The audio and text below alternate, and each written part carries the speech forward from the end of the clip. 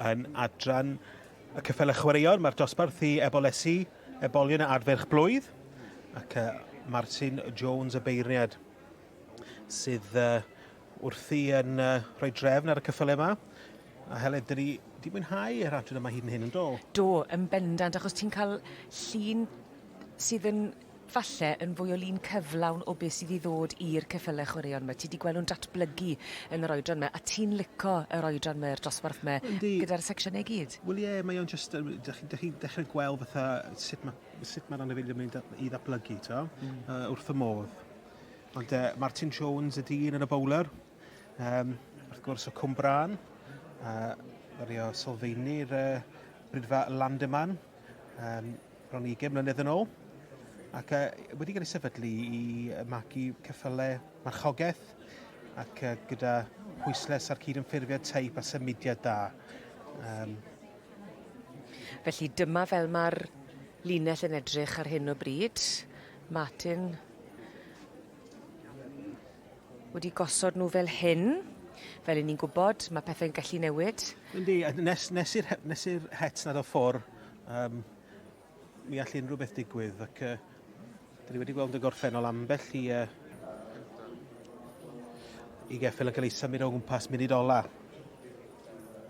Yn gynta, ar hyn o bryd, mae Rapid River yn eiddo i R.H. Thomas, a fe hefyd yn dangos. Yn yr ail safle, i ni'n gweld What a Charade. Rosita Heimer, wrth gwrs, yn is-ben campwr y ceffylau lliw ddoi. Felly cyfle eto i Martin Jones i wneud yn siŵr bod e wedi ei hoelio hi ar ddi mwrth. Mae yna rhywbeth bron o bod ti'n gallu gweld nhw fel peiriannau yn dwi ti, achos ti'n gwybod bod eisiau injan ar lot o'r rhain ar gyfer y dyfodol. Yn bendant, ac dych chi'n gallu bron a gweld nhw ran be fydden nhw yn y dyfodol i ba fatha chwaraeon neu ba fatha elfen fydden nhw'n cystadlu, fydden nhw'n ceffylau hela, fydden nhw'n neidio, fydden nhw'n neud dressage. A'n gweld nifer ohonyn nhw wedi plethu y gynffon a pleth eitha difyr ar y top. Wel ie, dyna sy'n digwydd, ac i gadw nhw'n daclus ac yn lan hefyd. Ac mae'n debyg o ran o'na bach o blwydd o'r eisteddau yn gyntaf. Mae Rapid River wedi dod yn ôl i'r brig. Ac yn ail, Maria Williams gyda Milbury Summer Rose wedi dod o drydydd i'r ail safle. A Maria wedi dod o ardal Dartmoor fi'n credu. Wedi dod yn cystadlu am y tro cyntaf yma yn y ffair, felly dwi'n siŵr fydden nhw'n ples iawn i fod yma am y tro cyntaf ac yn ddod yn ail yn y dosbarth. A lot wedi bod yn ymddangos am y tro cynta yn y dosbarth mae heddi. Mae hynny'n hyfryd i weld. Yndw e? Bod na gwaed newydd yn dod fewn i fyd y ddangos. Mae'n cadw'r peth yn gyffroes. Yndi mae o, mae angen gwaed newydd o hyd. Mae angen, achos dyna di dyfodol y byd y ceffylau, neu bobl newydd yn dod fewn ac yn dangos ac yn fod yn llwyddiannus hefyd. Dewch i ni gael gweld os fydd Martin yn aros gyda'i benderfyniad. I ni'n gweld e fyny. Os na bach o newid falle tuag at ddiwedd y llinell, ond y peth pwysig yw, odi top y llinell yn mynd i aros rhywun peth. Wel, gen i weld fi. Dyma ni, dyma fel mae hi ar hyn o bryd. Neb eisiau symud, yn sicr. Dyw Rapid River ddim eisiau symud. A Rapid River o Sir Gyfyrddin. Wel, mae'r het wedi diosg ac Rapid River sydd yn mynd â hi.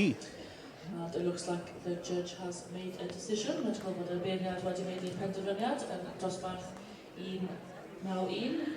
Lle mae ni, yr hosglwm a'r garden goch yn mynd i llwyn helig yn Sir Gyfyrddin. A Rapid River yn mynd ar wobr gynta. Rapid River, eiddo i R.H. Thomas, property of R.H. Thomas. In second, 2-3-8-8, Milbury Summer Rose, eiddo i Maria Williams, property of Maria Williams. And Drydydd in third, 2380. Water Charade, property of Rosita Hamer. Rosita Hamer. In fourth, and Bedwelig, 2382. Dolas Lady Rose. Siarad Cymraeg. Property O, of na fo'n iawn, Margaret briliant, Jones. da iawn, clogwch chi ar e. Margaret Diolch yn fawr. Jones. In fifth, and Bimed, 2384. Also Dare to Dream, property of Tracy Jones-Smith. Well, congratulations. It was a lovely class to win. There were some nice animals in here. Exceptionally nice animals here. It was a pleasure. I've only handled this one for 2 days. The owners, Richard and Dalith, bred it, and Ashley Davis produced it, and they asked me to lead it. And it's been 2 days, and we've come up trumps. You've thrown it at the deep end. It was a bit, but she's a lovely temperament. She is a nice mare. Well, there's obviously a bit of talent here somewhere anyway. Well, I don't know where, but... Llongyfarchiadau mawr. Diolch yn fawr. Thank you.